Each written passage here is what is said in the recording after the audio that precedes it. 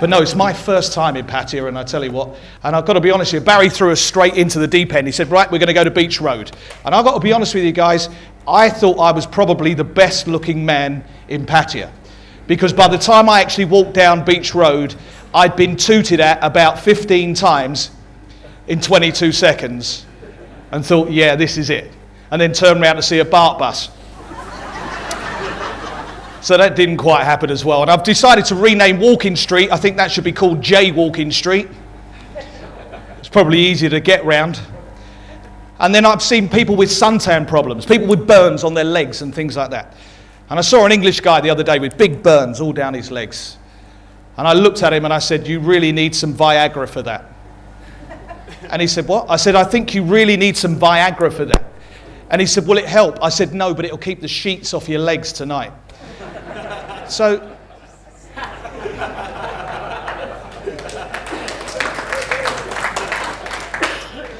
and then I've got to be honest with you, Viagra being sold here over the counter, I think that's a brilliant idea. I mean, no prescriptions like we get in the UK, Viagra over the counter. I thought, well, this has got to be a trick. I have to do this because it's the only way I'm going to get some.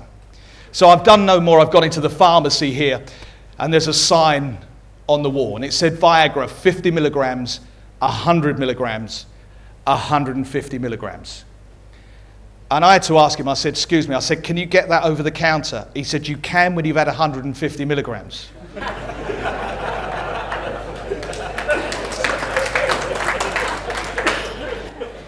See, you're not up for a laugh on a Sunday morning, are you? You're really not used to this, are you? But I mean, we do some amazing things in England. I mean, I had some bad luck last week. I had to sack my odd job man last week. I had to sack my odd job man. I gave him 8 jobs and he done 1, 3, 5 and 7.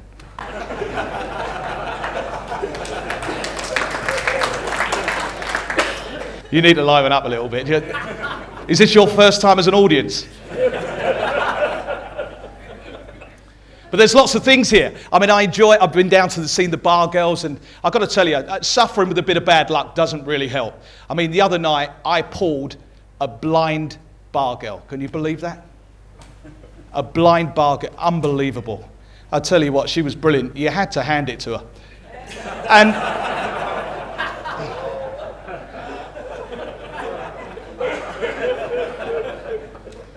we're getting to grips now. I had to go and see the doctor here. And I said, doctor, I said, I'm really having problems. I said, I can't say my F's, my T's, or my TH's. And the doctor said, well, you can't say fairer than that. So,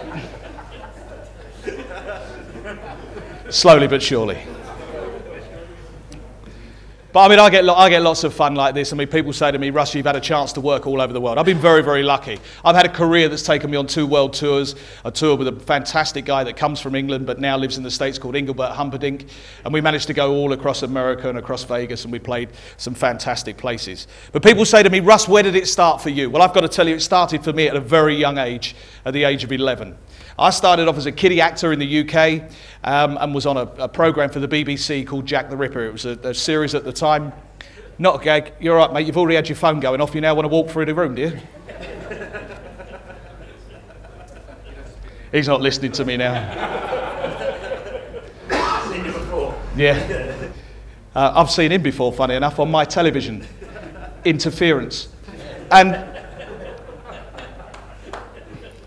so from the age of 11, I then moved into music and DJing, and I was part of a massive radio station in London called Radio 1, where I spent 2 years. From Radio 1, I then moved on to comedy, which was over 22 years ago. But I look back in comedy at inspirations that were in my life. And we used to watch programs like Sunday Night at the London Palladium. And this, for those that are in the States, was the program to be. It was a bit like your Jay Letterman show. It was the big show on a Sunday night where we gave a break to big comedians. Funny enough, that's where Engelbert found his fame. Jerry Lee Lewis was unfortunately sick to play the London Palladium. And they made a phone call and said, who can we get in? And Engelbert got the phone call and sang Please Release Me, which became a worldwide hit and made him a megastar. So I had the chance of playing the London Palladium with Engelbert. Absolutely fantastic. And I've got to tell you, I stood on the London Palladium, and this is where Frank Sinatra, Bob Hope, and every world star had stood. And for those that have seen Engelbert in concert, as you know, he has a red hanky, which he fits down his trousers. And at the end of every song, he dabs his forehead. He can't wipe it because it fell off.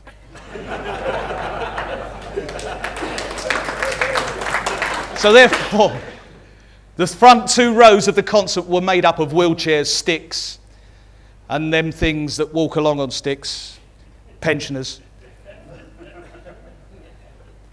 And at the end of the act, he would throw the red hanky into the audience. And every time you'd get a scrum down.